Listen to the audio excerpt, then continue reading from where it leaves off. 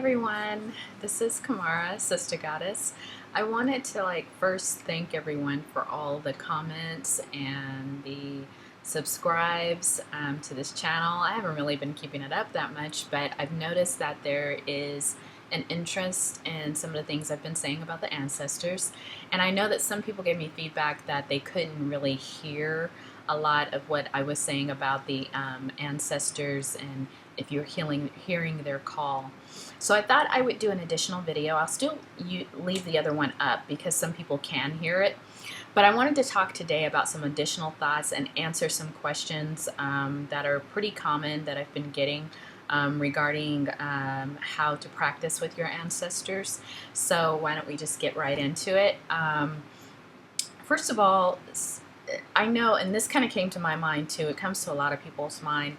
Oftentimes, you would have known someone who is currently an ancestor. You knew them in their living life and or their waking life or walking on this earth life, and you didn't really agree on the kind of person they were. Maybe they were addicted to alcohol and drugs. Maybe they just weren't very honest. Maybe they caused a lot of chaos in your family, or you just didn't have a good relationship with them.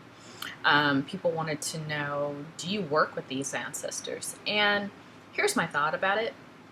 I come from the philosophy that the Creator gives us free will to do what we will with this life that we're living here on this earth right now. So we get the free will to make the choices, to live as we wish to live, to decide to do something, to not do something. And I believe that that same ability is extended to our ancestors. So our ancestors have the ability to decide to work with us on certain issues or not. I think that our ancestors also get to decide if they want to be a part of any of this.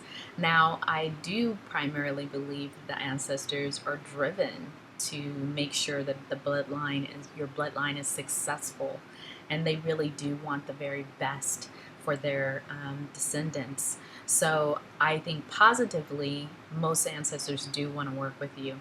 Now, those who are unprepared, maybe you feel like uncomfortable with, here are some things that I do in my prayers when I'm calling in to work with my ancestors. First of all, I always call in those ancestors who sit at the feet of the Creator or the feet of Source, whatever you're calling as your God.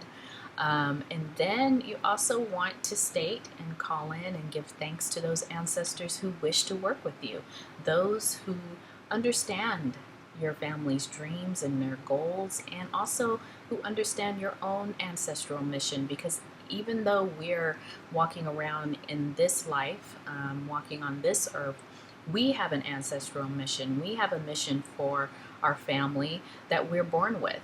And you want to work with those ancestors who understand that as well. So when you're calling in and working with your ancestors, be specific about who you wish to work with. Who exactly are you calling in? I don't really get into names, but some people, will say specific names. Like, I want to work with Aunt Joe or Aunt Betty, like they knew these people. You don't have to do specific names. In fact, I just kind of say known and unknown, but to really put those parameters, people who are connected tightly with God, with Spirit, with our higher power, and also those people who really wish and understand and want the goodwill of our family. That way, we've kind of covered all the bases, and people know exactly who you want to work with. Okay, so that's kind of what I do, and that kind of answers the questions. There's other traditions where they'll say, all ancestors are going to work with you, don't have to worry about it. It just depends what you believe and what you decide that you want. I say this, don't limit yourself, like by calling in just specific people, because there's some ancestors out there. I've been contacted by ancestors I never knew in this life, but they come to me in dreams. They might come to you in other ways, and when you don't know who they were, but they're working for you. They might have been generations back. They might have been more than 500 years back, and they're working for you. So open yourself up to the possibility of working with those ancestors that are way beyond the known. And, they're just way beyond that. They're working for you just as strongly as those that just passed away last year or a few months ago. Here are some other questions about working with your ancestors to avenge. Here we are, 2016, and African Americans, I believe Africans globally, are still experiencing a lot of violence. We're still experiencing a lot of oppression. Even though things seem to have come really far in one way, they have seemed to either stay the same or go backwards in a lot of other ways. And it has many of us frustrated, it has many of us angry, it has many of us concerned for our children, worried for our children, worried for our spouses, worried for people in our family, in our community. And it's really at a point where people are like, you know what, I'm going to call my ancestors in to take care of this. And I think that's a good thing. At the same time, here are my concerns with working with your ancestors, primarily just for revenge purposes. One is, I think, unless you've kind of been working with your ancestors for quite some time and you have a really solid practice, I think you should really work in a process with your ancestors on the empowerment of yourself and your family. That's what I choose to do. Why don't I put it back on me? I choose to do that. Instead of having my ancestors take their focus off of me and put it on someone else, someone who, A, I don't even know about, B, I don't want my family's energy to be entangled with theirs, I take my process and I put it on my family. So if someone is really trying to attack my family, this is what I do. I build a wall of protection for my family. I begin to counter their moves by asking the ancestors to build me up powerfully, to build up whoever's in my family who needs the assistance powerfully. And beginning to build that power up, beginning to bring your ancestors together to form a wall of protection for you and yours, that is going to keep out all the gnats, all the people who think that they have free reign and free right to meddle with you and yours. So I think it's just a different approach. It doesn't mean that there's no justification in asking for your ancestors to take care of someone. Oh yeah, you can ask your ancestors to do that. However, I've always just operated on the knowledge that my ancestors are already doing that. They're doing it sometimes when I don't even know that they need to do it. And more often than not, I'm going to tell you that has been my experience. Sometimes I've had people in my life that I thought they were on point or they were a friend, and I'm telling you, my ancestors just drove them away.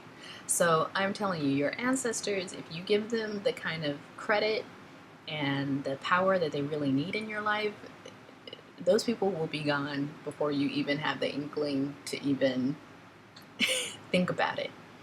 And in terms of asking your ancestors to do revenge work for other people that are not in your family, be careful. Because I think that, again, you're asking your ancestors to take the focus off of you and yours and put it on someone from the outside. It doesn't mean that they can't do it, but I think the better piece is to help whoever's in need to gain a good relationship with their own ancestors and work with their own ancestors for their family's benefit. So that's my opinion.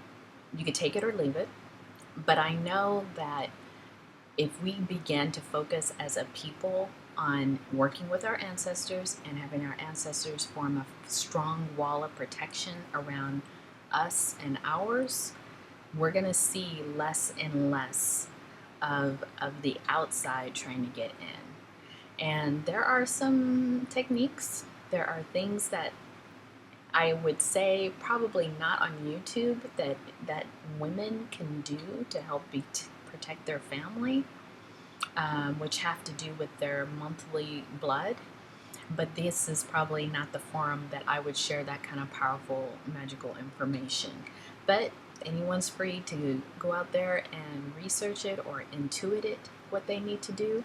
But I'll tell you right now that there are many ways in which we can spiritually begin to build a protective wall around our families and our children, especially, where they're not being touched, where no one's even thinking about trying to come up in your house to do anything, where nobody's thinking about approaching your children. Like, there's just that spiritual wall. And that's the place that we've got to get to first. First, we got to keep out what's trying to get in. And then we've got to work within to heal ourselves, heal generations of depression, heal generations of oppression, heal those generational traumas, so that we can get and fortify ourselves and get to a point where we can demand and be consistent about how we demand justice. Right now, I don't know if there's a lot of consistency on how we demand for justice. I think we do it for some people, we don't do it for other people. I think that we have to be consistent in our message, consistent in our actions. And the way to do that, the way for us to all get on one page, is to start strengthening the family unit. However it is, you might be your family unit.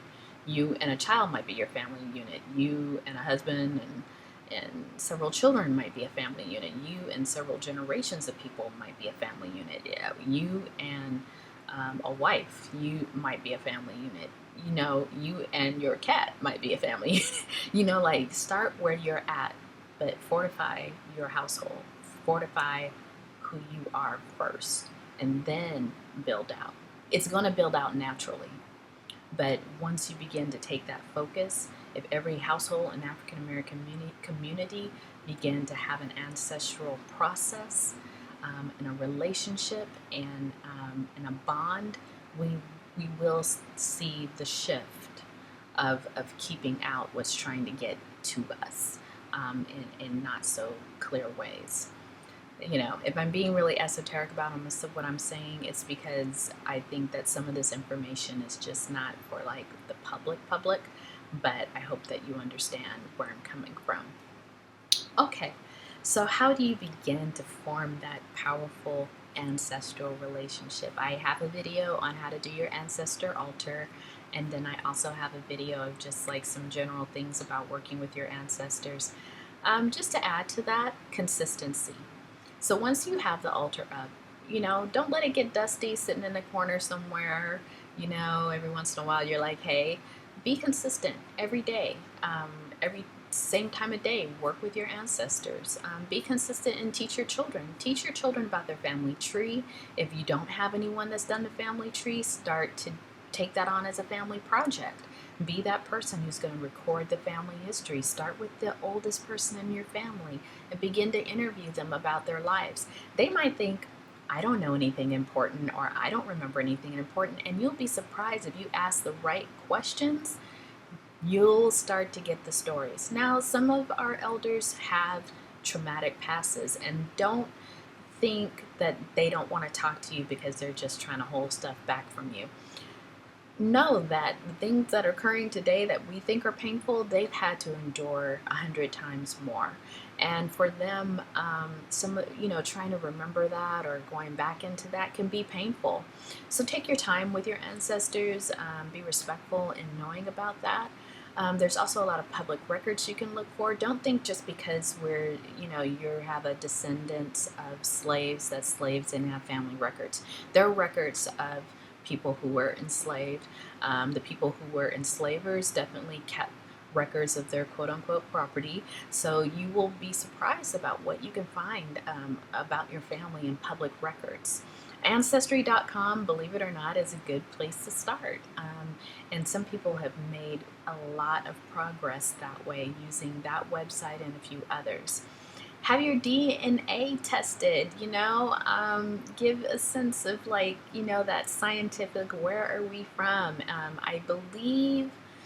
I can't remember the name of the company right now, but there is a company that focuses specifically, the research that they've done is DNA on the different communities in Africa, so that when you take the DNA test, it's really giving you that regional hypothesis about where your family might be from. Most likelihood West African, but you know what? You may be surprised. Our ancestors were taken from all over the continent to serve as slaves. So, get involved in that aspect and get your children involved. Your children are little, get them involved in the stories and storytelling with the elders. If they're older teenagers, get them online. They like researching and talking about those fascinating stories. There's also the all fascinating ancestors, who have fascinating stories, and hopefully you can get it done that way. If you were adopted, maybe you just never really knew, your family doesn't have strong ties to the past, it still can be done. Reach out to your ancestors first. Start just working with them, even if you don't know them. If you don't know their names, start working with them. Tell them to come to you in certain ways, guide you to how to look for information about to get to know them. It may be information you can use for a family tree or just things you begin to intuit. So I hope that this has been useful, a little addition to what I wanted to say about the ancestors, and I'm really happy that there is such a movement of people really wanting to work with their ancestors. I believe it's what our community needs right now. We need it psychologically, we need it spiritually, we need it physically. We need that relationship to keep ourselves going during these times. So take care. Peace.